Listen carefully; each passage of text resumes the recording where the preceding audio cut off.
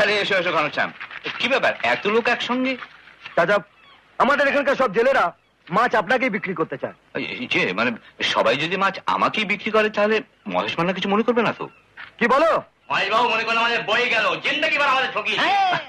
আচ্ছা আচ্ছা ঠিক আছে, যা তোমরা ভালো মনে করো। চলো ভাই, চলো, মাল লাগো, চলো। আমার আড়ত বন্ধ করতে চায় বেটারা, তার মানে দুশ্মনী শুরু করেছে। নমস্কার মহেশ বাবু। নমস্কার মহেশ বাবু। মহেশ বাবু, কি ব্যাপার, মাছের ব্যবসা গুটিয়ে নিলেন নাকি?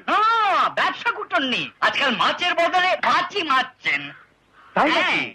কি সুন্দর ব্যবসা। হারামজাদা, একটা গুরুজন লোক, ঝগড়া হয়েছে তো কি হয়েছে, সম্পর্কটা তো মিটে যায়। আপনি কিচ্ছু ভাববেন না মহেশ বাবু, আমি গ্রামের